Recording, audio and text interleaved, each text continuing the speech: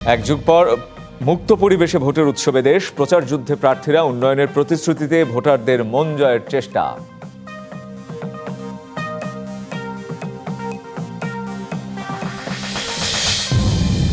এবং ভারতে টি-20 বিশ্বকাপ না খেলার চূড়ান্ত সিদ্ধান্ত বাংলাদেশের, এখনো শ্রীলঙ্কায় খেলার আশা, জানালেন ক্রীড়া উপদেষ্টা।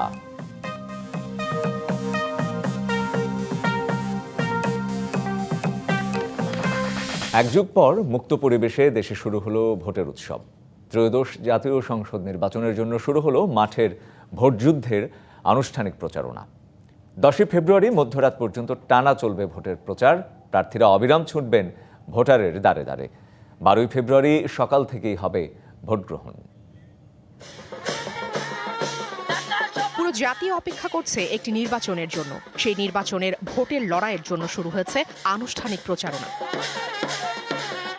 বৃহস্পতিবার থেকে 20 দিন সভা সমাবেশ, মিছিল, জনসভা আর পথসভায় ভোটের উৎসবে মুখর থাকবে দেশ। নিজ নিজ দলের পক্ষে ভোট চেয়ে আর প্রতিশ্রুতি দিয়ে ভোটারদের মন জয় করার চেষ্টা করছেন প্রার্থীরা। এই প্রচারণা চলবে 10 ফেব্রুয়ারি মধ্যরাত পর্যন্ত। প্রার্থীরা ছুটতে শুরু করেছেন ভোটারদের দরজায়, শুনছেন ভোটারের কথা, দিচ্ছেন নানা প্রতিশ্রুতি। কাজ করবে এবং দেখি, আমরাও চিন্তা ভাবনা করতেছি যাকে ভালো লাগবে দিব।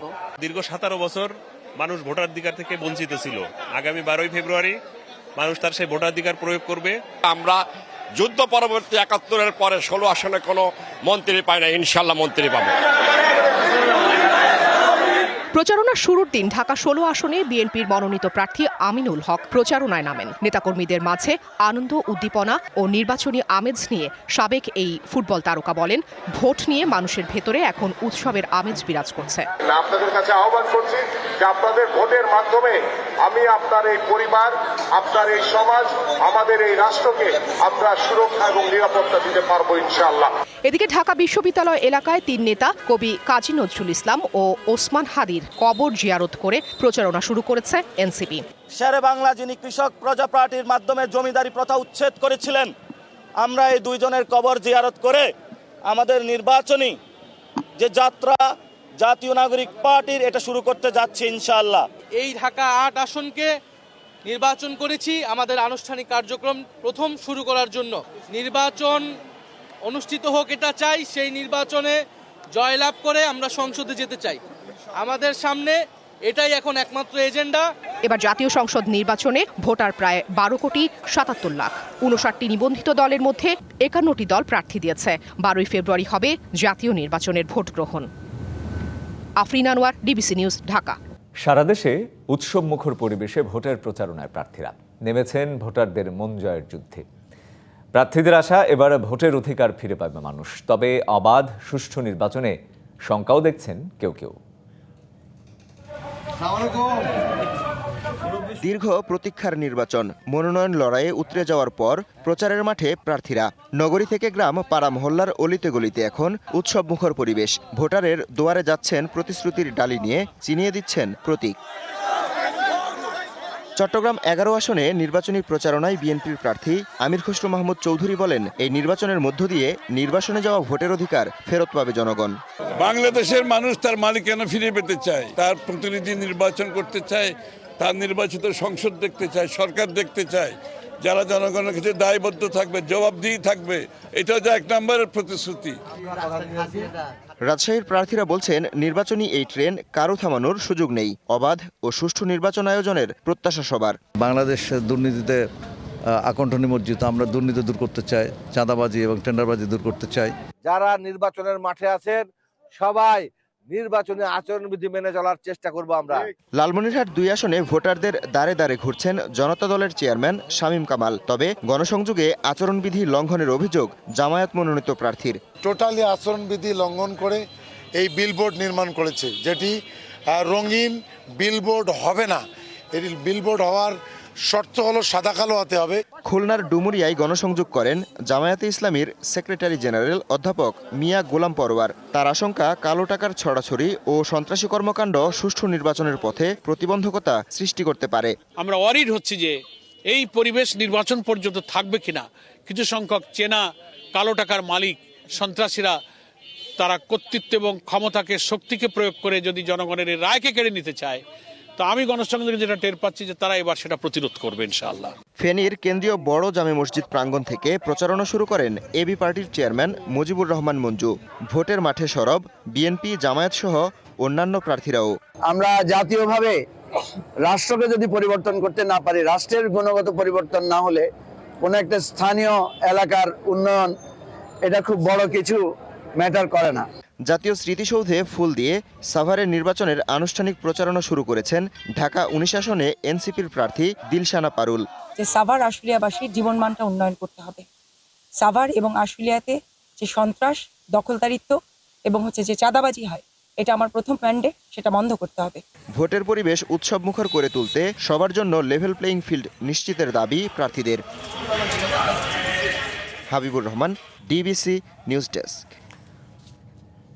মৌলভীবাজারের পর এখন হবিগঞ্জে নির্বাচনী জনসভা করছেন তারেক রহমান। আমরা সেই জনসভার খবর নেব, অর্থাৎ বিএনপি চেয়ারম্যান তারেক রহমান যে জনসভায় গেছেন সেখানকার খবর নেব। আমাদের সাথে সহকর্মী আনোয়ার হোসেন তিনি যুক্ত হচ্ছেন, তার কাছ থেকে জেনে নেব। আনোয়ার, তারেক রহমান এসেছেন, আমরা জানি, কি বলছে হবিগঞ্জবাসী?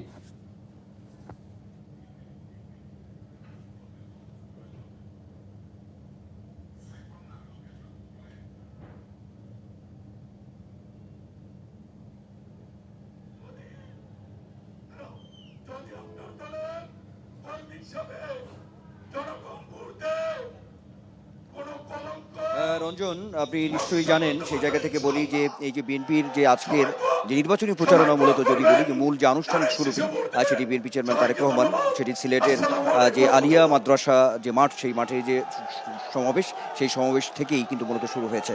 তারপরে তিনি করেছেন যে মৌলভীবাজারে জনসমাবেশ করেছেন, মৌলভীবাজারের যে শেরপুর উপজেলা সেখানে জনসমাবেশ করেছেন। এখন তিনি আছেন হচ্ছে হবিগঞ্জে। হবিগঞ্জের যে শায়েস্তাগঞ্জ যে উপজেলাটি আছে, এখানে এই জনসমাবেশে তিনি এসে উপস্থিত হয়েছেন। এই সন্ধ্যা নাগাদ এসে তিনি উপস্থিত হয়েছেন। নিশ্চয়ই একটু দেখতে পাচ্ছেন এখানে হবিগঞ্জের যে স্থানীয় যে নেতৃবৃন্দ আছে, বিশেষ করে যারা নির্বাচনে অর্থাৎ বিএনপির যে মনোনীত প্রার্থী যারা আছেন, তারা এখানে বক্তব্য রাখছেন। এখানে মঞ্চে বিএনপি চেয়ারম্যান তারেক রহমান সহ এখানকার যে স্থানীয় নেতৃবৃন্দ তারা আছেন, তারা বক্তৃতা করছেন। অর্থাৎ এখানে যে মানে উচ্ছ্বাসের যে জায়গাটি আমরা দেখেছি যে সকাল থেকেই, সেটি আমরা দেখেছি একেবারে সিলেট মৌলভীবাজার হয়ে এখন হবিগঞ্জে, এখন একেবারে একটু সন্ধ্যা নেমে গেছে। যদিও আমরা মঞ্চে শুধু দেখাতে পারছি দর্শকদেরকে, কিন্তু তার পিছনে অর্থাৎ সামনের যে জায়গাটি, এই যে মাঠটি রয়েছে, একটি বড় মাঠ, এখানে কিন্তু একটা বিপুল সমাগম ঘটেছে আমরা দেখেছি। অর্থাৎ মৌলভীবাজারও আমরা দেখেছি একেবারেই বিশাল জনসমাবেশ, উচ্ছ্বাস উদ্দীপনা রয়েছে নেতাকর্মীদের মধ্যে, বিভিন্ন স্তরের মানুষের মধ্যে রয়েছে। অর্থাৎ এখানে তারেক রহমান যে নির্বাচনী প্রচারণার যে শুরুটি করলো আজকে, সেই জায়গা থেকে তার যে বিভিন্ন পরিকল্পনার বিষয়গুলো রয়েছে, সেই পরিকল্পনাগুলোই কিন্তু তিনি এখানে মঞ্চে তার বক্তব্যে তুলে ধরেছেন। অর্থাৎ বিএনপি নির্বাচনে গেলে, নির্বাচনে যখন জয়যুক্ত হবে, সরকারে গেলে যে বিভিন্ন পরিকল্পনা, সেই পরিকল্পনাগুলো কিন্তু একের পর এক বিএনপি চেয়ারম্যান তারেক রহমান তুলে ধরছেন। একই সঙ্গে আমরা দেখেছি এটিও যে কিছু দলের নাম উল্লেখ না করে তিনি বলছেন যে ষড়যন্ত্রের একটি আভাস তিনি পাচ্ছেন সামনে নির্বাচনকে কেন্দ্র করে, এটি একটি দিক আছে। একই সঙ্গে কোনো দল ভেস্তের টিকিট দেওয়ার নামে যে এক ধরনের বিভ্রান্তি ছড়াচ্ছে, সেই বিষয়গুলো কিন্তু তার বক্তব্যে উঠে এসেছে, আমরা দেখতে পাচ্ছি। এবং সর্বোপরি তিনি বলার চেষ্টা করছেন যে কোনো দল বা গোষ্ঠীর ষড়যন্ত্রে সবাইকে যাতে একটু সতর্ক থাকতে হয়, যাতে এক থাকতে। আমরা শুনেছি। আনোয়ার, আপনাকে অসংখ্য ধন্যবাদ আমাদের সাথে যুক্ত হওয়ার জন্য। থাকুন সেখানে, নিশ্চয়ই পরবর্তীতে জনসভার খবর আমি অন্যান্য সহকর্মীর মাধ্যমে আপনার কাছ থেকে জেনে নেব। হবিগঞ্জে নির্বাচনের জনসভায় বক্তব্য রাখছেন বিএনপি চেয়ারম্যান তারেক রহমান। আমরা সরাসরি যাচ্ছি সেখানে। এই দুর্নীতিকে যদি কন্ট্রোল করতে হয়, এই দুর্নীতিকে যদি দমন করতে হয়, এই দুর্নীতি থেকে যদি, এই দুর্নীতির করাল গ্রাস থেকে যদি দেশকে রক্ষা করতে হয়, তাহলে জনগণকে এগিয়ে আসতে হবে। ঠিক? দেশটা কার? কারো ব্যক্তি সম্পত্তি না, কার এই দেশ? জনগণের দেশ। অর্থাৎ আপনারা যারা সামনে যে হাজার হাজার মানুষ চারিদিকে, আপনারা হচ্ছেন এই দেশের মালিক। কাজে আপনাদেরকে এই সিদ্ধান্ত নিতে হবে আপনারা কিভাবে আগামী দিনে দেশ পরিচালনা করতে চান, এবং ভোটের মাধ্যমে সেই সিদ্ধান্ত আপনাদেরকে দিতে হবে। প্রিয় ভাই বোনেরা, এই যে দেখেন মঞ্চে আমার হাতের ডান দিকে কতগুলা মানুষ বসে আছে, ওই যে ক্র্যাচিন বসে আছে, দেখতে পাচ্ছেন? এরা কারা? এরা হচ্ছে গত 15 বছর ধরে যেই মানুষগুলো অত্যাচারিত হয়েছে, যেই মানুষগুলো গুম খুম করা হয়েছে, গত 2024 সালের 5ই আগস্ট যখন আন্দোলন শুরু হলো, সেই আন্দোলনে যেই মানুষগুলো রক্ত দিয়েছে, জীবন দিয়েছে, তাদের পরিবার এবং তারা সেখানে বসে আছে। এই মানুষগুলোর আত্মত্যাগের বিনিময়ে আজকে আমরা আমাদের ভোট প্রদানের সুযোগ পেয়েছি। এই সুযোগ কি নষ্ট করা যায়? এই সুযোগ যদি নষ্ট হয়ে যায় তাহলে দেশের সামনে অসম্ভব বড় বিপদ অপেক্ষা করছে। কাজেই আমাদেরকে আজকেই সজাগ হতে হবে, আজকে আমাদের সতর্ক হতে হবে যে ভোটের এই অধিকার যাতে, জনগণের ভোটের এই অধিকার যাতে কেউ নষ্ট করতে না পারে। প্রিয় ভাই বোনেরা, একটু আগে আমি বলেছি এই দেশের মালিক কারা? কারা? নিজেকে দেখিয়ে বলেন আমরা। জনগণ এই দেশের মালিক। জনগণ দেখিয়ে বলেন, এইভাবে বলেন জনগণ। ইয়েস, এই বাংলাদেশের 20 কোটি মানুষ, এই 20 কোটি জনগণ হচ্ছে এই দেশের মালিক। কাজে আপনারা যেরকম ঠিক করবেন যে কিভাবে গণতন্ত্রের পথে এই দেশ পরিচালিত হবে, ঠিক একইভাবে সঠিক লোককে নির্বাচিত করার মাধ্যমে এই দেশ থেকে যেরকম আমরা দুর্নীতি নির্মূলের চেষ্টা করব, দুর্নীতিকে, একইভাবে ন্যায় পরায়ণতার ভিত্তিতে আমাদেরকে দেশ পরিচালনা করতে হবে। কারণ যদি ন্যায় পরায়ণতার ভিত্তিতে দেশ পরিচালনা করা না যায় তাহলে যার যেটা প্রাপ্য অধিকার, সেই অধিকার থেকে সেই মানুষটি বঞ্চিত হবে। এটা কি ঠিক কাজ হবে? এটি মোটেও ঠিক কাজ হবে না। এখন প্রিয় ভাই বোনেরা, আসেন, এই এলাকার রাস্তাঘাটের যেমন সমস্যা, এই এলাকার তরুণ যুবক যারা আছে তাদের বিভিন্ন কর্মসংস্থানের সমস্যা আছে না? বহু মানুষ, হাজার হাজার তরুণ যুবক বেকার হয়ে আছে না? এই বেকারদের জন্য আমরা কর্মসংস্থানের ব্যবস্থা করতে চাই। শুধু বেকারদের কর্মসংস্থানের ব্যবস্থা করতে চাই না, এই এলাকায় বেশ অনেকগুলো চা বাগান রয়েছে। এই চা বাগানের নারী শ্রমিক যারা আছে তাদেরকে অত্যন্ত কষ্ট করে সংসার চালাতে হয় না? ঠিক একইভাবে সেই চা বাগানের নারী শ্রমিক যারা আছে, সেই নারী শ্রমিকদের পাশাপাশি গ্রামে গঞ্জে অনেক গরিব পরিবার আছে, দুস্থ পরিবার আছে, যেই মা বোনদের সংসার পরিচালনা করতে, সংসার চালাতে কষ্ট হয়।